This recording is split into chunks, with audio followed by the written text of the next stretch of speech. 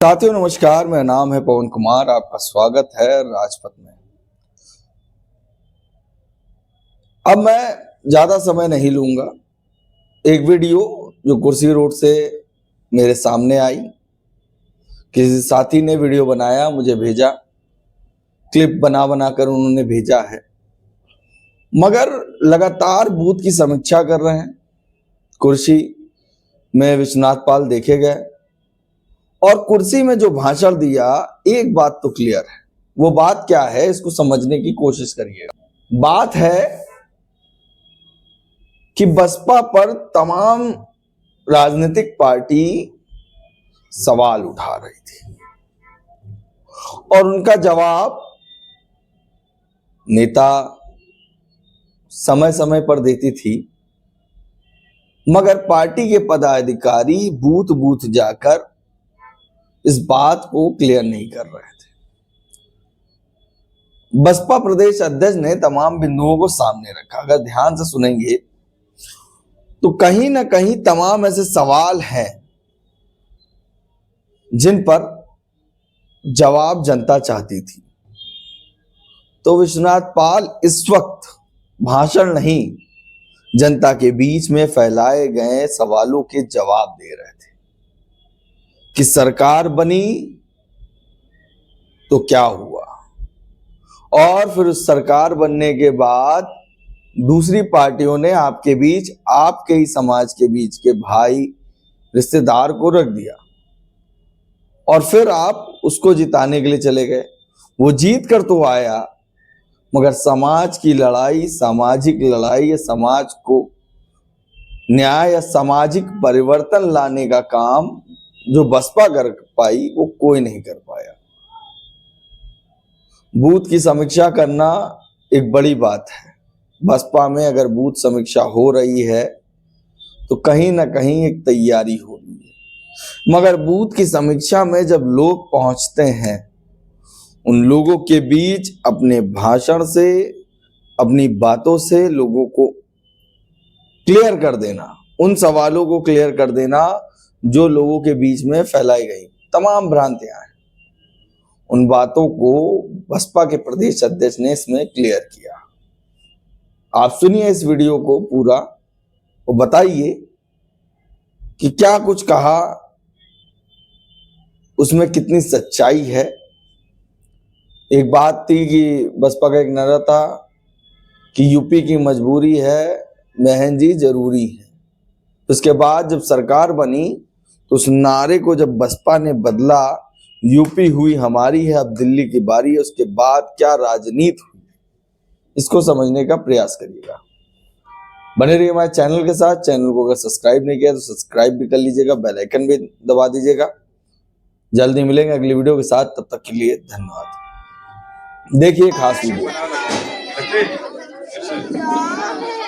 Bahujan Samaj party जिंदाबाद, Bahujan Samaj party जिंदाबाद, भारत साहब अमर रहे, भारत साहब अमर रहे, मनोहर कांशीराम साहब अमर रहे, मनोहर कांशीराम साहब अमर रहे, आदरणीय बहन कुमारी मायावती जी जिंदाबाद, आदरणीय बहन कुमारी मायावती जी जिंदाबाद, माननीय कासानंद जी जिंदाबाद, माननीय कासानंद जी जिंदाबाद, बीएसपी की क्या पहचान, बीएसपी की क्या पहचान, तक बदल दो, तक बदल दो, बेईमानों का राज बदल दो, तक बदल दो, तक बदल दो, बेईमानों का राज बदल दो। जो सरकार निकम्मी है, वो सरकार बदलनी है, जो सरकार निकम्मी है, वो सरकार बदलनी है। अभी तो यह लड़ाई है, आगे और लड़ाई है, अभी तो यह लड़ाई है। बहुजन समाज पार्टी जिंदाबाद, बहुजन समाज पार्टी जिंदाबाद। बहन जी आप संघर्ष करो, बहन जी आप संघर्ष करो, माननीय कासानंद जी संघर्ष करो, माननीय प्रदेश अध्यक्ष जी संघर्ष करो, माननीय प्रदेश अध्यक्ष जी संघर्ष की क्या पहचान, बहुत बहुत धन्यवाद सम्मानित साथियों। एक बार जोरदार तालियां मुख्य अतिथि के लिए। भोजन सूची है। तथागत भगवान गौतम बुद्ध जी इस देश के संविधान के निर्माता परम पूज्य बाबा साहब, बामसेन DS4 बहुजन समाज पार्टी के संस्थापक मानवर मसीहा श्री कांशीराम साहब, बहुजन समाज में जन्मे अन्य सभी संत गुरुओं महापुरुषों को नमन करते हुए आज विधानसभा कुर्सी सेक्टर बारौली बूथ अमर संडा 470, 471, 472 बूथ संख्या 61। सम्मानित साथियों, इनकी बूथ की समीक्षा हो रही है और जो लोग 9 अक्टूबर को यहाँ से मानवर साहब की पुण्यतिथि में गए थे, आज मैं धन्यवाद देने आया हूँ। जो आप लोग बहन जी के बुलाने पर लखनऊ गए थे, तो नंबर 1 धन्यवाद देना था आपको। नंबर 2 चीज, इस बूथ को सेक्टर को जीतने के लिए अपनी कमेटी बनाना था, तो ये कमेटी की भी हाजिरी हुई, माला डाला गया भी। उन लोगों का भी बहुत बहुत स्वागत अभिनंदन है, क्योंकि आज वो नए पदाधिकारी बनाए गए हैं। और आज इस कार्यक्रम में जो लोग मौजूद हैं, भाई विक्रम गौतम जी है, मंडल प्रभारी है, पूर्व सदस्य जिला पंचायत है। विश्राम लाल जी है, विधानसभा प्रभारी। रमेश चंद्र रावत जी, विधानसभा प्रभारी। रमेश चंद्र रावत जी अब अभी ना पहुंचा है, नहीं कल पे विधानसभा जीती जाए है। इसमें तमाम राजनीतिक पार्टियां रही हैं, फिर बीएसपी क्यों बनाना पड़ा? जब तमाम राजनीतिक पार्टियां थी तो बीएसपी क्यों बनाना पड़ा? बीएसपी इसलिए बनाना पड़ा कि डॉक्टर BR अम्बेडकर साहब ने बड़ी मेहनत से सबको वोट का अधिकार दिया। वोट जब दिया जा रहा था, देने का अधिकार, तो उस वक्त जितने लोग उस कमेटी में थे, उनमें ध्यान से इधर सुनो भाई, तुम बतियाना बात में घर में जाके, यहाँ बात कर रही है, यहाँ मत बात करो ना। तो अकेले बाबा साहब लड़ रहे थे सबको वोट का अधिकार मिलना चाहिए। बाकी जितने लोग वोट देने वाली कमेटी में थे, वो कह रहे थे कि वोट का अधिकार उसको मिले जिसके पास स्नातक शिक्षा हो, DM में पढ़े हुए थे, या वोट का अधिकार उसको मिले जो बड़ी लगान जमा करता हो, या वोट का अधिकार उसको मिले जो बड़ा काश्तकार हो, कई एकड़ जमीन का मालिक हो। तो यहाँ जितने लोग हम बैठे हैं, माई बहनी भैया बाबू, जब हम लोगों को पढ़ने का अधिकार ही नहीं था, तो हमारे पुरखे कहां से पढ़े होते? हमारे पास जमीन भी नहीं थी, हमारे पास लगान भी जमा नहीं करते थे, तो हमको वोट का अधिकार नहीं मिला होता। लेकिन बाबा साहब ने बड़ी मेहनत करके सबको वोट का अधिकार दिया है, और जब सबको वोट का अधिकार दिया तो वोट से अब राजा बनते हैं। जिसको आप वोट दे करके गांव में जिता दोगे, वो प्रधान हो गया, गांव का राजा हो गया। कोई BDC हो जाएगा आपके वोट से, कोई जिला पंचायत सदस्य हो जाएगा, कोई विधायक हो गया, कोई सांसद हो गया आपके वोट से। तो अगर वोट देने का अधिकार सबको है, तो सबको वोट लेने का भी अधिकार होना चाहिए। लेकिन इस देश में बीएसपी का गठन हुआ 84 में, और वोट पड़ना शुरू हुआ 1952 में। 1952 से 84 तक 32 साल बीत गया था। कोई भी पाल, प्रजापति, नाई, बढ़ई, लोहार, कुम्हार, विश्वकर्मा, ये तमाम पिछड़ी जाति के लोग थे जिनको चुनाव लड़ने का मौका नहीं मिलता था। और एससी समाज को जो लड़ने को मिलता था, वो तो मजबूरी थी कि बाबा साहब ने उनको आरक्षित सीटें कुछ कर गए हैं, तो वहां किसको लड़ाए? नहीं तो इनको भी नहीं मिलता। तो मेरे सम्मानित साथियों, और हम लोगों के ऊपर अत्याचार होता था। DS4 बनाए, फिर बहुजन समाज पार्टी बनाए, और बहुजन समाज पार्टी बनाए तो एक नारा दिए। क्या नारा? जिसकी जितनी संख्या भारी उसकी उतनी हिस्सेदारी, भागीदारी। जिसकी जितनी संख्या उतना उतना भागीदारी ले लो, देखिए संख्या उतनी हिस्सेदारी ले लो। सही है कि गलत है? ये काम किया मानव सामान्य भाई जी ने, तब जाकर के आज सभी समाज में नेता पैदा होने लगे। और आप लोग नारा लगाते थे, यूपी की मजबूरी है मान्य बहन जी, जरूरी है, ये नारा लगाते थे। तो यूपी में सरकार तो बन गई, पूर्ण बहुमत की बन गई 2007 में। और जब पूर्ण बहुमत में सरकार बनी तो जब बहन जी मुख्यमंत्री हुई तो क्यों हिम्मत ना होत रहा कि हमारे बहन बिटिया के हो सकता है। आज क्या हो रहा? आज हमारी बहन बेटियों के ऊपर अत्याचार हो रहा, हत्याएं हो रही, सताया जा रहा, हमारे लोगों को हक छीना जा रहा, हमारी नौकरी छीनी जा रही। जहां सरकारी नौकरी में आरक्षण और प्राइवेट किया जा रहा, ये भाजपा सरकार में हो रहा। और हमारे लोग बट गए। कहां बट गए? कहीं बिरादरी के नाम पर, ये वो आवा कह दी हम तो आज बिरादरी है, तो आप हाथी छोड़ के होगा उठ जाएंगे। यही धोखा होगा। बोलो मत भाई, बंद करो फोन। वही हमसे धोखा हो गया। बड़ी मेहनत से मानव कांशीराम साहब मान्य भाई ने पार्टी बनाई,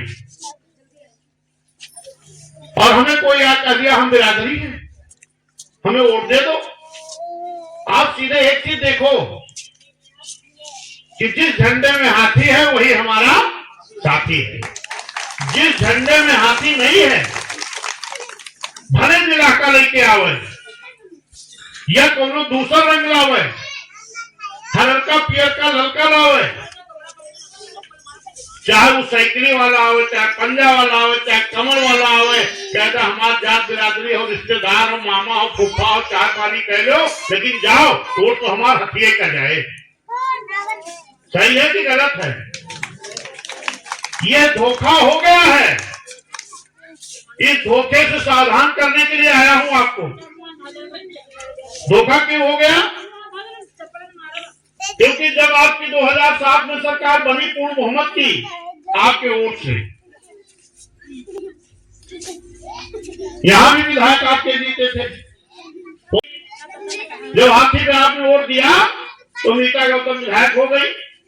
सदर से संग्राम क्या हो गए? संग्राम सिंह वर्मा हो गए। उधर वहां से अमरीश शुक्ला हो गए थे। रामनगर से कई विधायक रहे। कब्जा हो गया, लेकिन आज एक कौन आई है, ये चिंता करने की बात है। और जब एक ना है तो हमारा बहन जी मुख्यमंत्री भी ना है। और अगर मुख्यमंत्री नहीं है तो भी गोंडा में, ध्यान सुनिएगा, अत्याचार बताने जा रहा हूं। गोंडा में पासी समाज के पति पत्नी बिटिया खेत में काम कर रहे थे। दिन में 11 बजे और पति की तबीयत खराब हो गई। पत्नी बेचारी लेके चली गई दवा लेने, और जब लौट के 2 बजे आते हैं ना, तो बेटी की हमारी लाश मिलती है। दिन में 11-12 बजे पासी समाज की बेटी थी, फिर उसकी लाश मिलती है। अभी मेरठ में घटना हुई, वहां हमारे SC समाज के माँ और बेटी खेत में जा रहे थे काम करने। रास्ते में गुंडे आ गए, बेटी को उठा ले गए और माँ को फरसे से और लाठ से काट कर टुकड़ों काट कर हत्या कर दी गई। अस्पताल भर्ती कराया गया, मां मर गई और बेटी को उठा ले गए। क्या बहन जी होती, किसी की हिम्मत होती? तो जो जीत के गए हैं, जहां आपने अलग वोट कर दिया, क्या उनकी हिम्मत है अत्याचार रोक पाएंगे? अभी निषाद समाज की बेटी बांदा में 3 साल की बेटी के साथ दुष्कर्म करके हत्या कर दी गई। ध्यान से सुनो माई, अब क्या मत। कौशाम्बी में 5 समाज के साथ अत्याचार हुआ। बलिया में निषाद समाज की बेटी को पेड़ से लटका दिया गया। गाजियाबाद में एससी समाज की बेटी, फिरोजाबाद में पाल समाज की बेटी बकरी चढ़ा रहे थे, चाय पीने चले गए, 8 बजे आए तो बेटी चरी में गर्मी के खेत में मरी है मेरी। किसी की हिम्मत होती क्या? लेकिन आप पहन गए कहां पे? किसी ने कह दिया हम संविधान बचाएंगे, किसी ने कह दिया हम संविधान बदलेंगे। बाबा साहब संविधान इतना मजबूत बना के गए हैं ना, इतनी आसानी से बदला नहीं जा सकता। लेकिन हाँ, उस आर्टिकल को बदल करके, संविधान की आर्टिकल को बदल करके नुकसान किया जा सकता है, जो नुकसान साइकिल वाले समाजवादियों ने किया है। बहन जी की सरकार में, आप लोग बात मत करो, ध्यान से सुनो, व्याख्या बाद में करना। बहन जी की सरकार में 22 लाख भर्ती हो रही थी SC ST OBC की, और जब बहन जी की सरकार गई तो ये भर्ती रोक लगा दी गई। कौन रोक लगाया मालूम है कि नहीं? कौन पार्टी?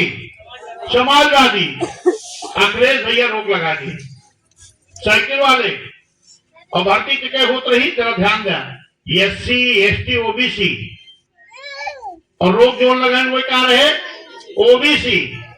OBC का मुख्यमंत्री OBC की भर्ती को रोक लगा दिया। बहन जी ने ठेकेदारी में आरक्षण दिया SC ST को, वो भी खत्म कर दिया गया।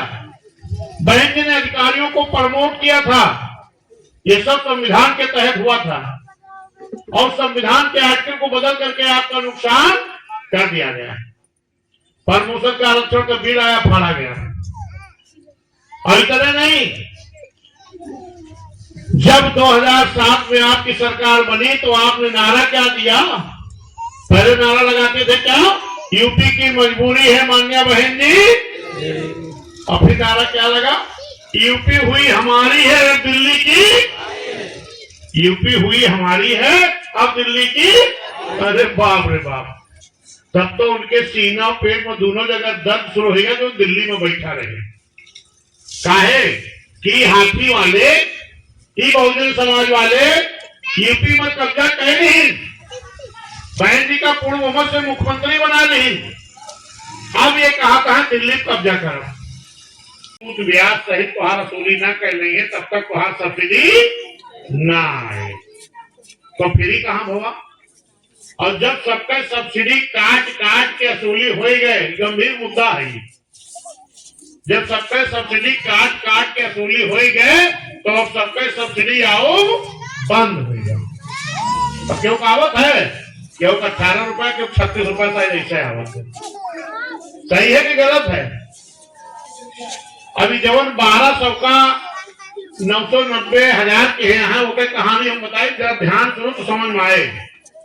बहन जी बात बताइएगा, सही बहन जी बतियाते बात बताए, सुना ध्यान से,